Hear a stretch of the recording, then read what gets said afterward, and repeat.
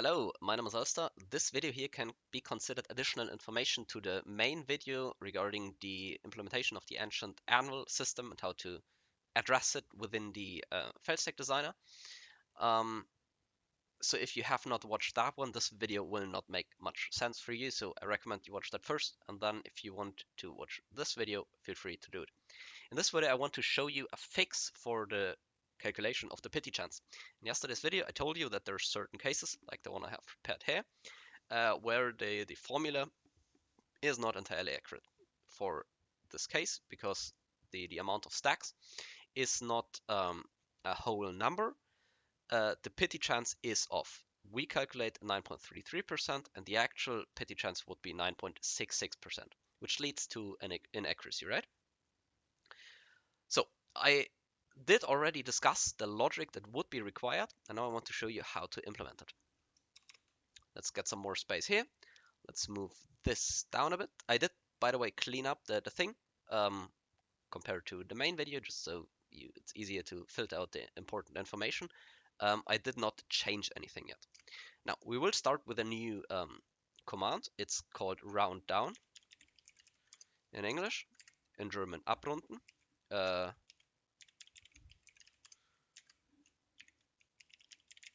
Round down, we select the number we want to round down, and then how many numbers after the dot we want to have here. Just 0, because we just need the number itself. Now it's 2. Let me just do the rest first. Wait, so what's the difference now between the amount of stack and the round down? That's 0.667, and from that we can, what's the cutoff? I will explain what that is in a second. Just the difference times the number of duos in the stack, it's 2. Now what this does is we calculated 2.66, so we have the highest whole number within the 2.66 is 2. This means all these clicks we have to go through twice, right?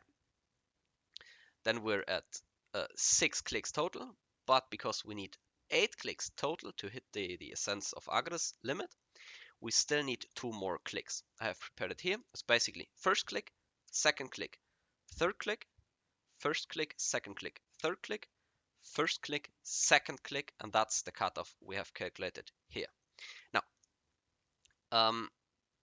that's all nice, but we now need to get the Pitty Chance off of that. So we will create what I will call a duo rank for now, okay? We want to know what number of duo click is this in the failstack. How we will do that? We will just take the count, a command we already had, but instead of using the complete column, we will reduce it to where we're counting from. The start is fixed at, you start at the first click, for example, or you can start one higher, doesn't matter. And how far will we count? We will count to 15, right? Which is the first click here. Just make sure that the number is not fixed, because what this does now is for the second we will count down one further, and for the last one we will count down even one further, meaning this is the first click, this is the second click, this is the third click. If we now, for example, have a different click at first, then this becomes our first click, right? Simple enough. Now we have ranks of each click. What we need now is some way to address basically this section failed chance, or the logic of we click this click 3 times, this click 3 times, and this click 2 times, right? How do we do that? We will, let's call it Pitty Duo. We will calculate that chance on this click to click it or fail it 3 times in a row, basically. This 3 times and this 2 times. So we need some logic.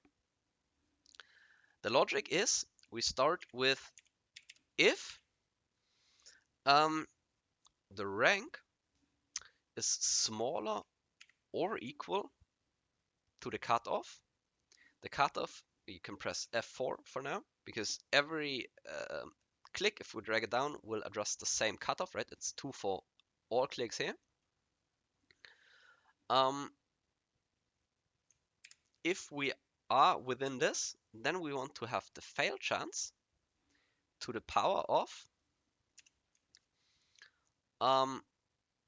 the round down, again F4, plus 1, because the round down is 2, but we will click this click 3 times, not 2 times.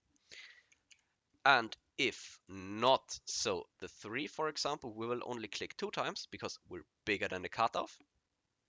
So we will just take it, the fail chance, to the power of the round down. Again, F4. We can close the bracket. And we do actually already have the fail chance per click here, right?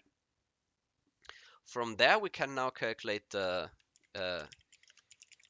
Pitty Chance fix, let's call it, right?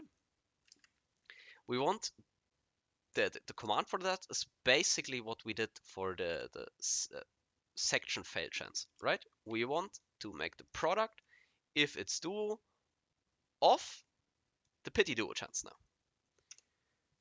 And this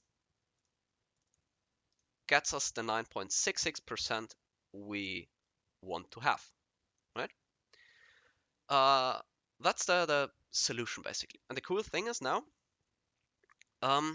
if in this formula we address the new Pitty chance, it is of course accurate, right? It's the same chance. It has to be accurate. Now, if we have, for example, 4 clicks, what it does, and that's the cool thing of doing it like this, the cutoff becomes 0. Meaning, if we look at this, for example, formula here, like this, what happens within the formula? First, there's the test. Is the rank smaller or equal to the cutoff? The rank is 1 and the cutoff is 0, so that's not true. So we're already in the if not section, and there we get it to the power of 2 here, right? We round down, it's 2, and that's the accurate thingy we want to have, right? So that's perfect. It works for whole numbers of amount of stacks, and it works for uneven amount of fat stacks. We can, for example, test out this one if it's accurate, like this, and as you can see, it's the same thing, right? Now, we did have a second case, which is what happens if we go above the number of the maximum Pitty number. This should be 8, right? Yes, 8. No, it's 9. We need this. These are 8 clicks. So if we get this fail stack, we will definitely have failed 8 duos in a row, right? So we get 1 Pitty, which makes sense. By the way, this exact is wrong because these numbers are wrong, right? If we do it like this, it's accurate again. Don't get confused by that. I just wanted to mention that. So we get exactly 1. Now, we still have the ratios, the reruns from last video. For 8 times this click in a row, we will have started 22.18 times. Now, if we have 9 clicks, we will have started 38.99 times. The difference between these two is a factor of 1.76.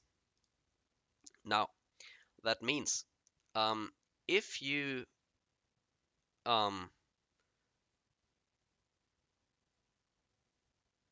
get this stack, you will have reached this point 1.76 times on average, right? Meaning you will have 1.76 pitties definitely on average. The formula gives 1.79, which is not entirely accurate. And that is a small mistake for if we are bigger than the maximum number, but the mistake is way smaller than yesterday with the other solution where it was like 1.5 for this specific example, right?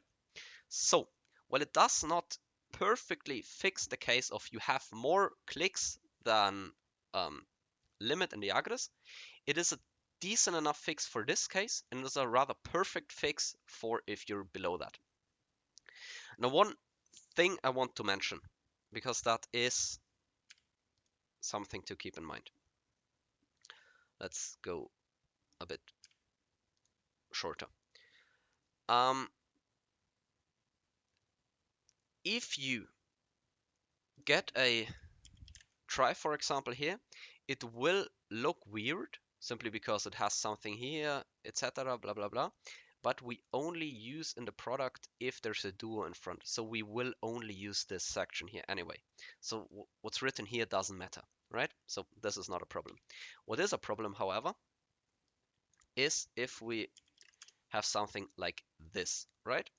We do have duo, duo, something else, and then duo again. Now what this the problem with this is that there is a chance, right? You successfully fail these clicks, you get the upgrade from try to tet. That means you do start over here and you can fail, for example, you can fail the first, you can fail the second, you can fail the first, you can fail the second, you can fail the third. So in this case, the solution will not work. Meaning you have to keep the same items together. Now, if you get different items together, like Blackstar and Reblath, you will also have all the duo Reblath have to be together, right?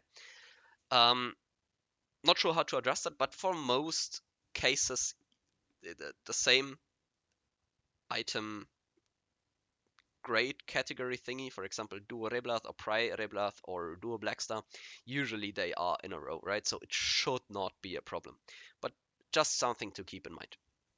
It would not work. I'm not sure how big the error would be, but it would be an error, so yes.